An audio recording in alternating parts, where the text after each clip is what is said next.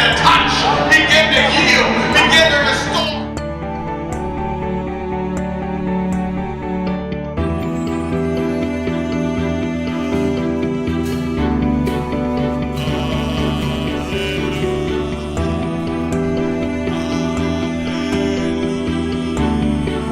I can't hear you. Say Jesus. I'm just going to start off with a quick Bible reading, and then we'll get into the Word, and we'll get this started, okay? So the verse I want to start off with for today is Psalms 139. All right? If you have a Bible, then please turn to that. So it says, "If you have searched me, O Lord, and you know me. You know when I sit and when I rise. You perceive my thoughts from afar.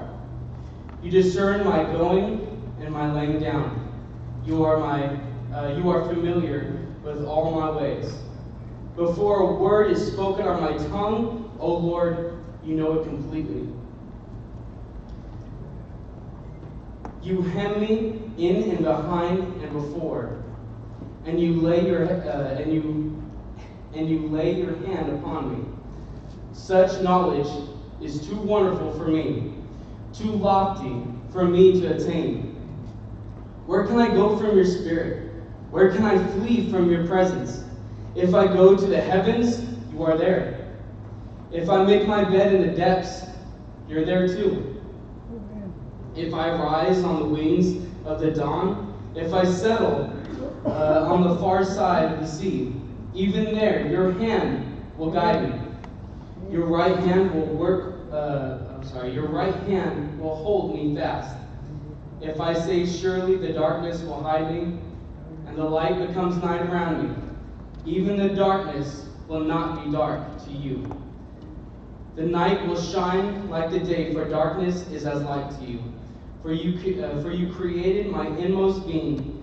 You knit me together in my mother's womb. I praise you because I am fearfully and wonderfully made." That's a very important part for what I have to say today. "Your works are wonderful. I know that full well my frame was not hidden from you. When I was made in the secret place, when I was woven together in the depths of the earth, your eyes saw my unformed body. All the days ordained for me were written in your book. Before one of them came to be, how precious to me are your thoughts, God. How vast is the sum of them. Were I to count them, they would outnumber the grains of sand. When I awake, I am still with you." Lord God, we come before you right now humbly. I want to thank you for everyone that's here in service today, everyone that's watching online, whatever it may be, Lord. I want to thank you for them making the dedication and commitment to come here today and hear your word. I pray, Father God, that as I sub in and as I preach, that it wouldn't be my words, but it would be yours. I pray it wouldn't be my voice and my thoughts, but yours, Lord God. And if I ever try to intervene and say what I want to say, I pray that you would shut me up and that you would say what you need to, Lord. I pray that this service would be about you and for you, that you would touch someone in this service, Lord God. In your mighty name, we praise you and we thank you. And we all say, Amen.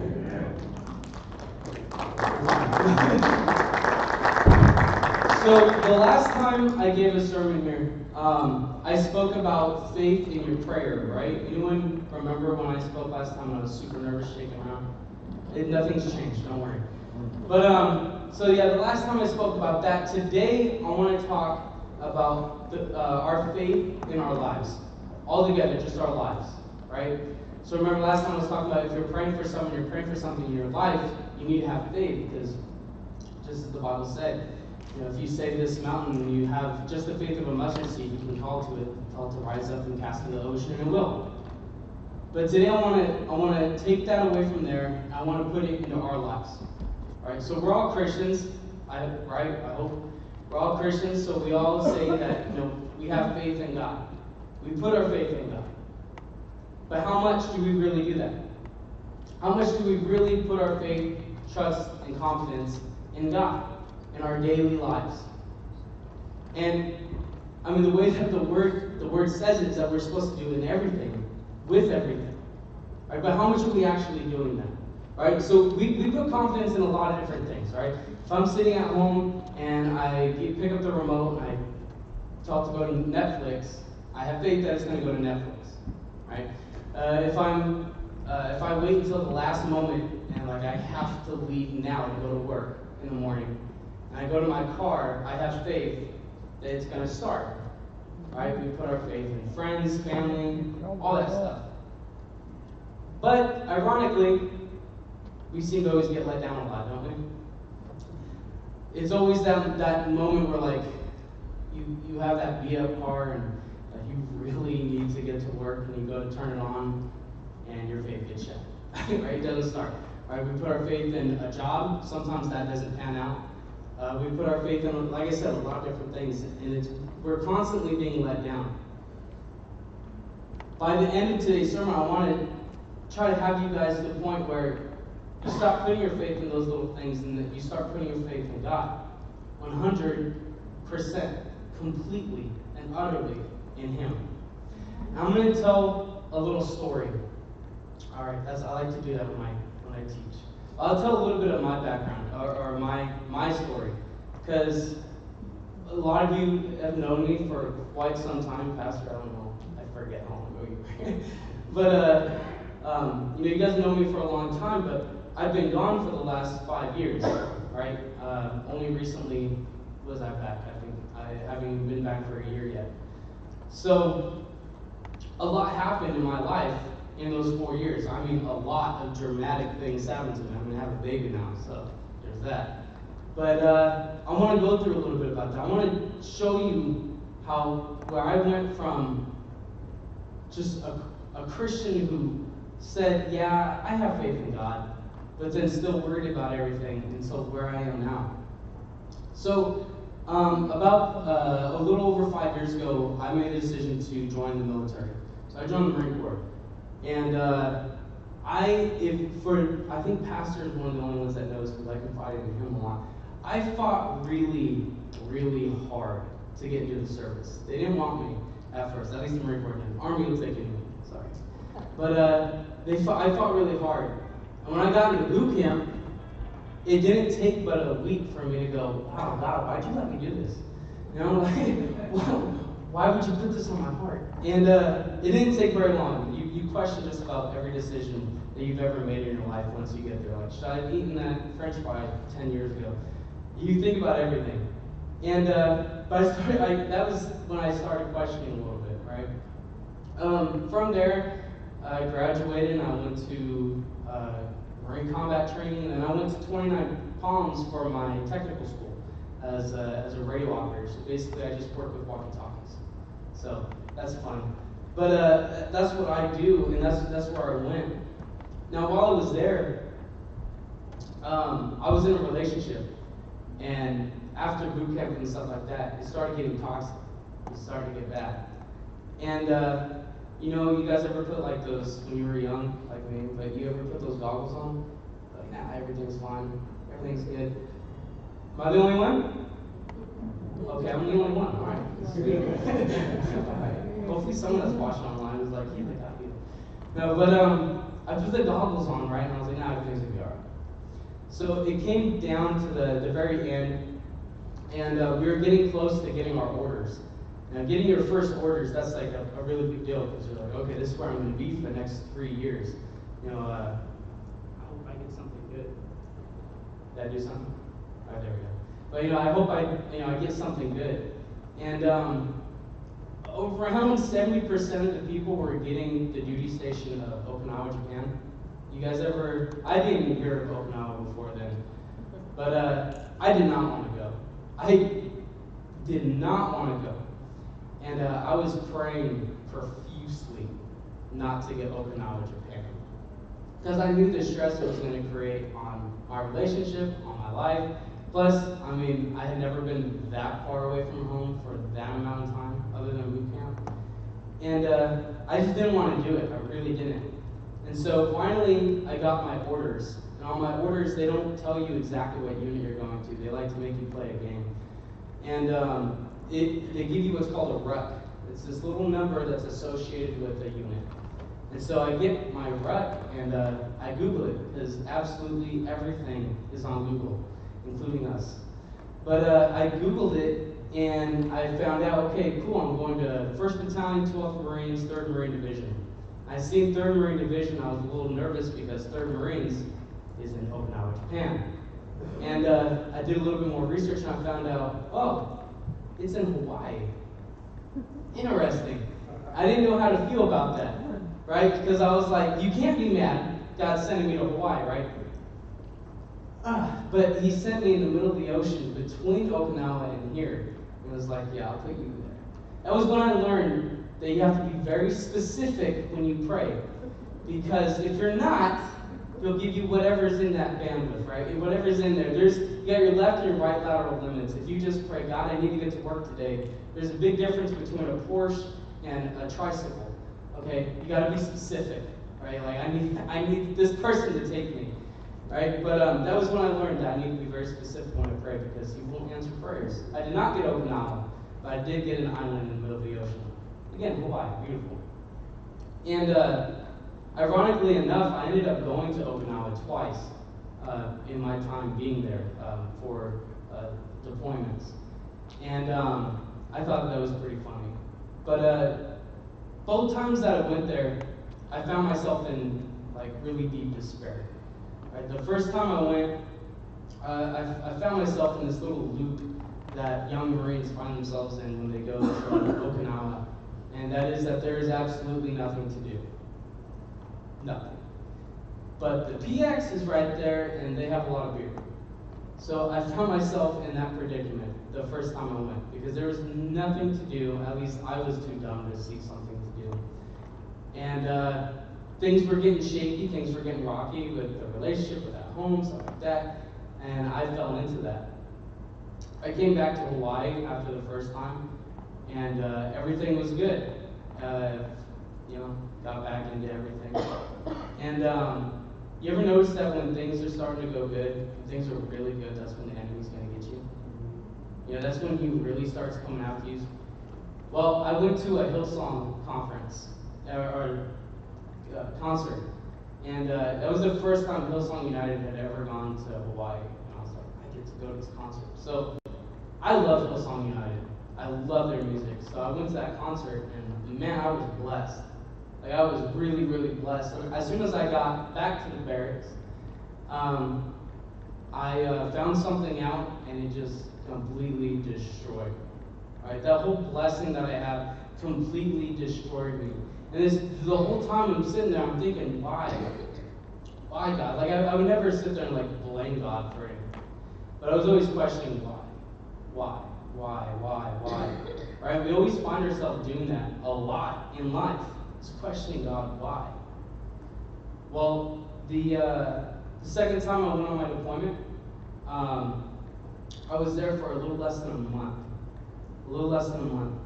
And my sister called me, and she told me that I need to get on the phone with my mom right now because something's happened with her grandfather. And so, phone calls are not cheap when you're international. Found that one out. But I called my mom anyways, and I started talking to her, and come to find out that my grandfather had flatlined a couple times, was in the hospital, and that she was on the way to go see her.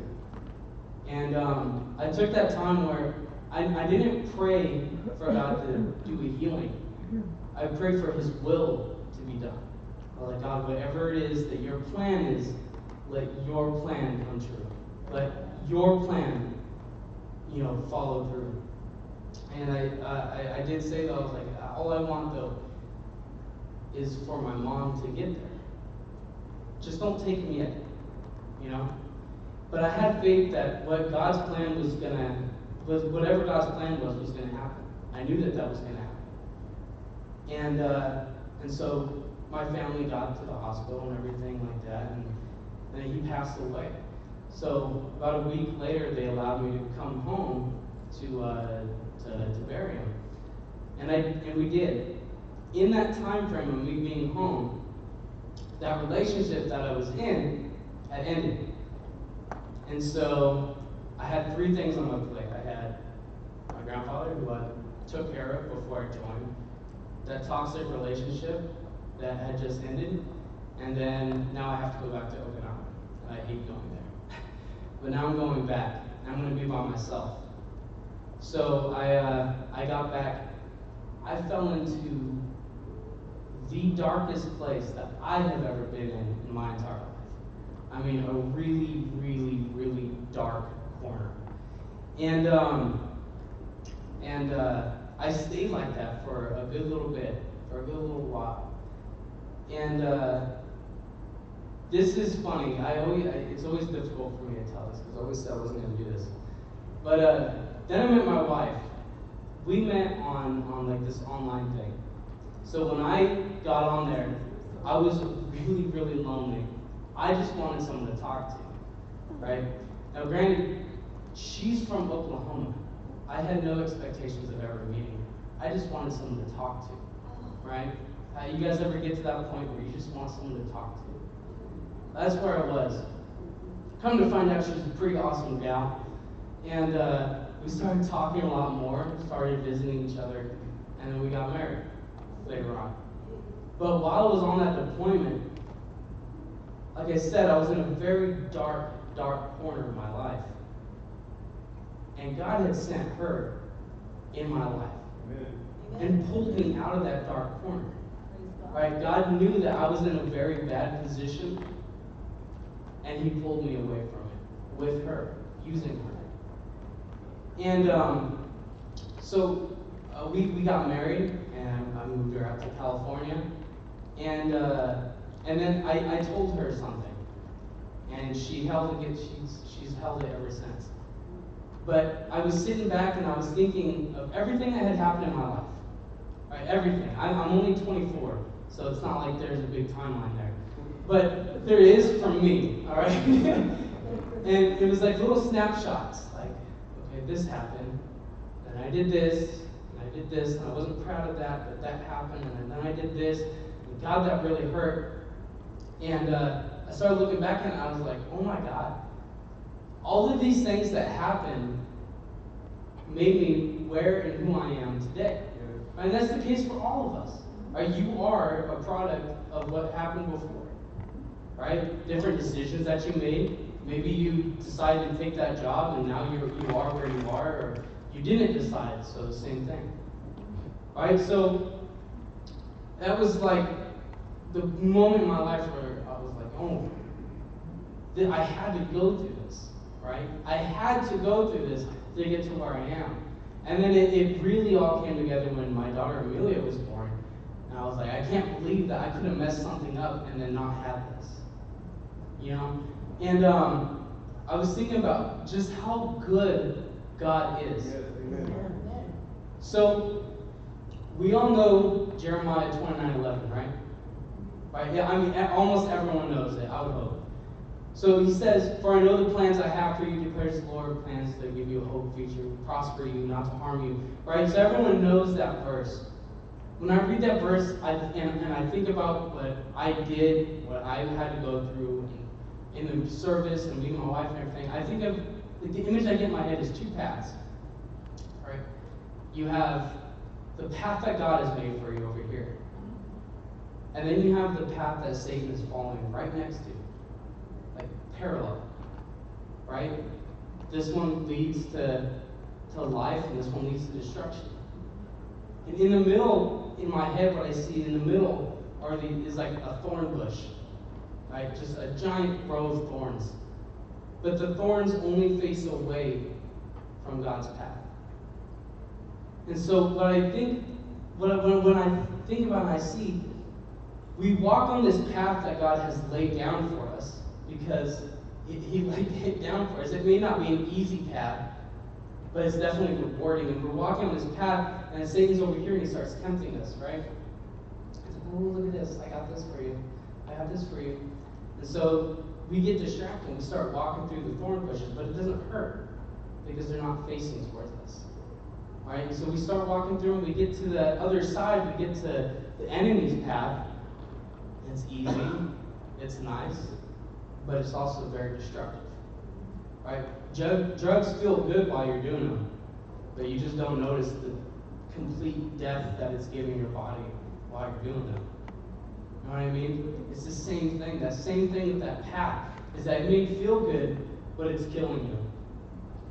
And as soon as you realize, you're like, oh man, I'm on the wrong path. I need to get back on God's path. That's when it's painful. Am I wrong? Isn't it always painful to get back onto the path that God has laid down for you? Yep. In my case, I wasn't supposed to be with that person, but I was forcing it. So in order for me to get back on God's path, it was painful. Very, very painful. Alright? Or I wasn't supposed to be this person's friend, and now they're leading me in the wrong direction.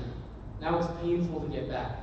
Now you have to start cutting friends, you have to start cutting family. Whatever it is, you have to start cutting people off. You know, have you ever heard of the term where, or the analogy where, when a tree's growing and you have to start pruning it, you have to start cutting it back so that way new life could come in?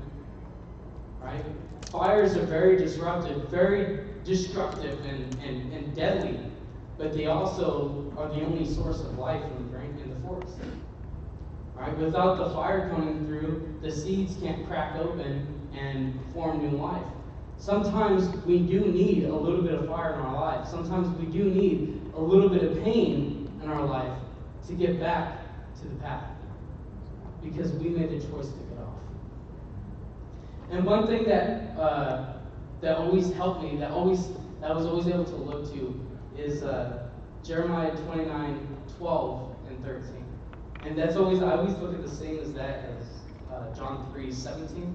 Like everyone knows John 3:16, but they forgot John 3:17 in Sunday school, right? But Jeremiah 29:12-13 says, "Then you will call on me, and you will pray to me, and I will listen to you. And when you seek me, you will find me when you seek me with all of your heart." Amen? Amen. So when you're going through the toughest times in your life, and you think that you're alone, you think that you have to handle it yourself, you are completely and utterly wrong. I'm sorry to tell you, but you are wrong. And when you think that God isn't listening to you, or He doesn't know you, He doesn't see you, I'm sorry to tell you, but you're completely and utterly wrong. He said it to us. I know who you are. That's why I opened up with that verse. There's nowhere that you can go in this life that you're away from God. One of the best things I love to read, and probably my favorite passage, but I can't read it in the sermon because it would be the sermon, is Job. Is Job 38. That's why I can't read it, because it's the entire chapter. But I think that chapter is so awesome, because the entire time before that is basically Job saying, "Pity me, pity me." That's exactly what we do in our lives, right? Pity me, pity me. And then God comes out of nowhere, just kicks down the door, and is like, "Who do you think you are?" You know? But He starts speaking to him. He's like, "Are you the one that's watching the goat when it goes in the mountains and gives birth? Are you the one," this is my favorite part, "are you the one who told the sea that it can only come this far and no further?"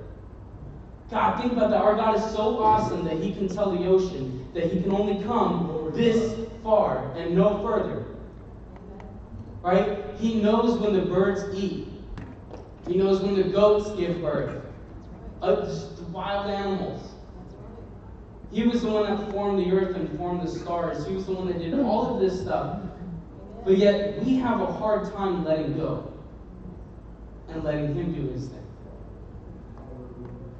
Right? Even in the Marine Corps, we're always told after we come back from a deployment, don't just jump in and try to take over everything and like, "Babe, I'm home, I've got it." Because, like, Chandel, that means that she took care of everything. I was gone for 6 months. She took care of everything, and then I'm supposed to come in and just, "Oh, I've got it." No, that's not what you do. The same thing in our lives. You don't just come in and say, "Oh, I've got the bill, don't worry." Right? And then listen on the radio, "Jesus, take the wheel." But that's That's what we do all the time. We try to take charge. We try to take the wheel and act like we've got it. That we know what's best. That's not the case. It's not the case. You have to let go. I got another one for you guys here that I got to turn to. I don't know if you want to go to it, but it's 2 Corinthians chapter 4. Let me turn my Bible over there. But it's 2 Corinthians chapter 4. And who knows this one by heart? No, all right. I usually know it all the way, but I just don't want to mess it up. But this verse right here tells us exactly about what's going on. And how we're supposed to react to it. So 2 Corinthians chapter 4, verse 7 says, "But we have this treasure in jars of clay to show that the surpassing power belongs to God, and not to us. We are hard pressed on every side, but not crushed. We're perplexed, but not in despair. We're persecuted, but not abandoned. Struck down, but not destroyed. We always carry around in us, our body, the death of Jesus, so that the life of Jesus may also be revealed in our body." I'm going to skip over real quick to verse 16. Check this out. "Therefore, we do not lose heart, though our outwardly self is wasting away day by day, yet our inward self is being renewed every day. For our light and momentary affliction are achieving for us eternal glory." The version I like better than that is, "For though we do not look to the things that are seen, but to the things that are unseen. For the things that are seen are transient, the things that are unseen are eternal." Is ASB. So, but everything that's going on in our life, think about like a cloud. It doesn't belong to you. It belongs to God. So what's going on in your life? Right? What kind of tribulation are you going through in your life? I'm not saying that I've had some crazy tribulations, right? I've never been threatened to get fired. I have pretty decent job security. I mean, they have me by contract. So I'm not afraid of losing my job anytime soon. So I don't have to worry about that. I don't really have to worry about too much other things because I know, right? I know what's going to happen. But what's going on in your life? Right? Are you worried about that job? Are you worried about making your payments? Excuse me, I can't believe I just did that. I've been on that boat. So when I was in Hawaii, you make more money when you're a federal employee in Hawaii because it costs so much to live there. A gallon of milk, my buddy sent me a picture, was almost $9. Okay? For a gallon of milk. You want to talk? What's funny though is that gas is right around the same as here. I don't understand that. But it's very expensive. So you get stuff like cost of living, things like that. When I PCS'd here to California, I took over a $1,500 pay cut. I was accustomed to my life over there. Granted, my rent for my 2-bedroom apartment was $2,200 alone. But I was accustomed to my life over there and how we had everything. I didn't have much at all, actually. It was a pretty barren apartment and then our car. But I had it. And when we came over here, like I said, $1,500, things got a little tight, right? So I'd like to think that I was trying to be a good steward with the money that God was giving me. Because we had 2 cars, well, can't afford the second car, let's get rid of that one. Can't afford this, let's get rid of that. Can't afford, right? So just for the budget. But even then, even after doing all that, there's a lot of times where like me and Chandel, we have to fill up our gas tank every time we come here. It's around it's an over 100-mile round trip for us to come up here whenever we do. And so that takes around half a tank of gas. Gas is about $4 right now on base, so it costs some money.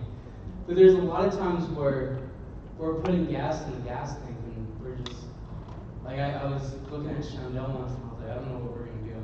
I really don't know what we're going to do because that was the last of Right, that was the last what was in the account. And the bank doesn't like me right now. Now, granted, all my bills are paid, but that doesn't help for groceries and stuff like that the rest of the week. As I honestly have to thank you guys for the food bank, because I do take from the food bank. But I was sitting there, I was worried, and I had my head down and everything, and Chandel was sitting in the passenger seat. And I was listening to the money, ting, ting, you know? And Chandel looked at me and she was like, remember what you told me, babe. It's in God's hands. Stop worrying about it. So that's why I told her a while ago, if I ever start getting worried, if I ever start complaining about something, remind me that it's in God's hands and not mine. Because there's absolutely nothing I can do about it. Especially me. Like, there's no raises in my line of field, right? There's no overtime. So there's nothing I can do. What I have is what I have. So I can't do anything, but God can. And He does every single time. Let me tell you, that's why I bring it up. Because every single week that I put gas into my gas tank, and I'm like, He provides every single week. Alright? That's why I bring it up. God is always going to provide in your life and in my life. Honestly, think about it. When was the last time God ever let you down? Ever? No. He's the creator of the heavens and the earth, and He told you specifically in His word that He knows who you are. Before you ever took a breath, He knew you. Before you were formed, He knew what you looked like. And before you ever speak, He knows what's on your mouth. Before you were created, He knew you. Let me tell you something. God is never going to let you down. Amen. He's not going to be that 1973 Toyota Corolla that's about to lose its last limbs, right? He's not. You don't have to put your faith in that. You put your faith in God. I promise you, everything will be all right.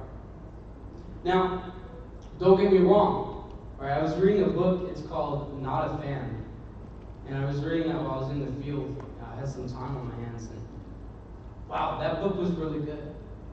And one of the things that it was talking about is that some people come to Christianity and they get a really good sermon, and at the very end of the sermon, the pastor will say, do you want your life to be the easiest it'll ever be? Come up to the front. You know, with a nice little used car salesman smile. But that's not the case, right? Is it easy? No. No, not at all. So, I'm not trying to sit here and tell you that if you put your trust in God, that your life is going to be peaches and everything's going to be fine. In a lot of ways, it gets more difficult. What I'm telling you is that when you separate yourself from your issues, from your problems, from what hurts you, from what keeps you back, and you give it to God, you actually give it to God, that you have a lot less stress in your life. I can't tell you how much stress I used to get pretty stressed out. I used to get really worried. I have some gray hairs. Pastor, I'm getting to you, don't worry. But I used to stress really, really, really badly. And honestly, it's terrible, isn't it? When all you're doing is constantly stressed out, and like you're constantly wired. Since I've actually made the conscious decision of actually giving God everything in my life, like I feel healthier. I'm better. I'm better. And it's not that things have gotten easy. It's just that I get to give it to Him. You know what I mean? I mean, it's not like all of a sudden I have $1,000 in my bank account because I was like, oh God, you have it. Right? It's not like that happens. It's just that I don't worry about it. Because I know that God is going to put something. Don't get me wrong. I know that God is going to provide. I know for a fact that He's going to provide because He's never not provided for me. He's never not come through. Like when I was in the deepest, darkest corner of my life, God sat there and He took my head because He was looking at the darn wall and then looked at, oh look, there's the end of the tunnel. Right there! Right? It's right there. He never let me go. He never let me slide too far. So, yes, life does get a little bit simpler when you give it to God? Does it get easier? No. Sometimes the problems get worse. That's why every single time I come up here and I do the announcements, or anyone comes up here to do announcements, and even on Facebook, like we just put up a post saying, keep our leadership in prayer. There's a reason for that. I can't begin to tell you if you're new here the hardships that our pastor and his family have gone through in the last just 2 years. Extend that over the period of how long he's been preaching, how long the enemy has been trying to get him. He's beat up. That's why he's sitting down. No, I'm just joking. No. But he's beat up. He's beat up. And Satan tries to do that in my life, but, I don't know. Maybe it's because I'm younger. I get to fight him off. No, I'm just joking. But we're able to withstand those attacks and barrages from the devil because of your prayers and because of our prayers. Because I know that pastor doesn't stress. I know that he gives it to God. Right? There's some important decisions that I've made, and me and my wife will look at each other and I'm like, I don't know what to do. I'm like, all right, you know what? Let's just give it to God. Let God shut the doors that he wants shut, and then let him open that door that he wants us to go down. Because I guarantee you it'll happen. I'm not telling you to be a procrastinator. I'm really bad at that. But I'm not telling you to just give up on things and just let it pan out. I'm telling you to give it to God and seriously listen to him. Because he will listen to you and he will answer you. Right? Another thing that I was a little worried about was when I got orders here, it was to a completely different unit that I'm in right now. And I randomly got orders to an infantry unit in September of last year. And I was like, oh God, I really don't want to go to them. They play really dumb games, and I'm not good. I'm not that good of a player. And I went over to that unit. The day that I moved units was the day that one that I was in went down to the border. And they just got back, like a month ago. The day that I left, I helped them pack in order to go down to the border. And then I have something going on in my body right now, and I'm going to be getting surgery for it. But there was multiple things that would have kept me away from here, being at church for months at a time, including a deployment that we're going on right now. And the surgery that I'm getting has taken me off of that. Right? So the whole time I'm thinking, right, like when I got my orders, I was thinking, God, why would you move me? Especially to them. Why? But I was like, you know what? You have a plan. It's up to you. When I got this thing that started happening out of nowhere, and they started doing all the tests that they were doing, the same thing that they're doing now, doing the surgery, it was a little shaky for me, but I knew that God had a plan. I know that God has a plan. That's ongoing. I know that for whatever reason, God is keeping me here. For whatever reason, this is going on. And I promise you, I'm not going to lose my faith that God has in his hands. Alright, again, like I told you in the very beginning, the whole reason for me for preaching this is because I feel like in our lives, we hold on to way too much stress, we hold on to way too much stuff, and it holds us back from what we're really supposed to be doing. Right? When you're really stressed, I don't know about you, but whenever I come in here and I'm really stressed, and I hear worship going on, I'm not even here. You know what I mean?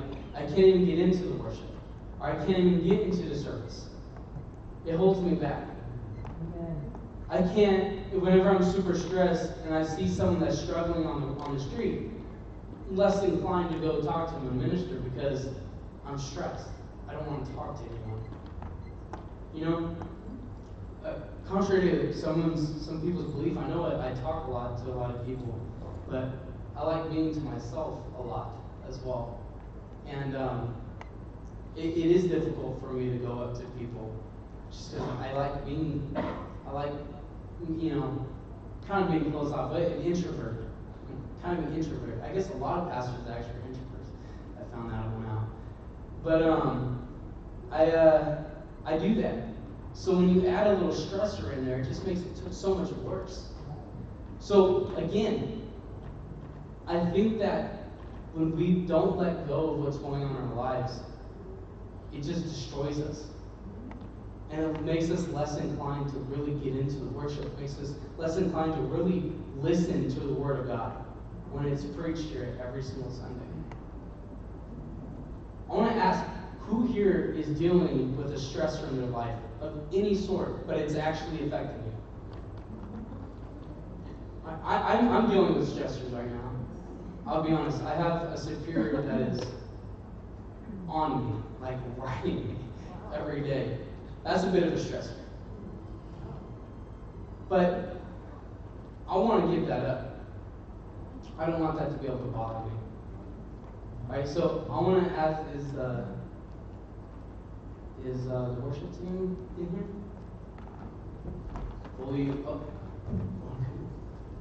But I'm going to ask the worship team to come up, because what I want to do is I want to have me and Pastor pray with you guys. And if you have any type of stressor, you want to go ahead and just press play on that for right now. But if you have any type of stressor in your life, any type of stressor, I want you to come up. Right? Coming up to the altar isn't just for healing. It's where you lay down all your problems as well. Coming to the altar is where you come down and you say, God, I have this in my life, and I don't want it. I want you to take it. Remember, for we hold this treasure in jars of clay to show that the surpassing power, everything that's going on around you, everything in this life, belongs to Him, belongs to God, and not to us. I ask you, I urge you, stop stressing about what's going on. Stop stressing about the little things. Stop looking at what's going on right now, what's in front of you, because that's temporary. What you can't see, that's what's eternal. That's what's eternal. That's what you have to worry about. That's what you have to look forward to. Are you doing everything that you can to give to God? And I know it's difficult. I know that it's difficult to give up and say, you know what, I'm going to let go of this.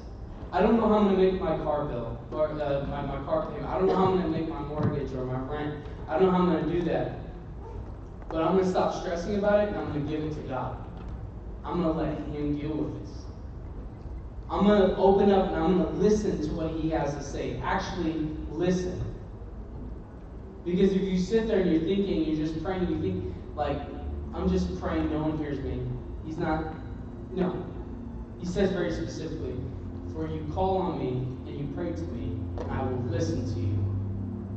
You're saying, I can't find the path that God is having for me. I can't find the path that you put down. But if you seek me, and you seek me with all your heart, not a little bit, when you seek me with all your heart, you will find me. If you want right now to come up to your front, you want to let go of whatever is going on in your life, and you just want us to pray with you, I ask you, please come up here and just let us pray with you. Let us help you. Let us talk to you. Today was a short sermon. I didn't have very long to prepare. But again, if you want to come up, please come up to the front.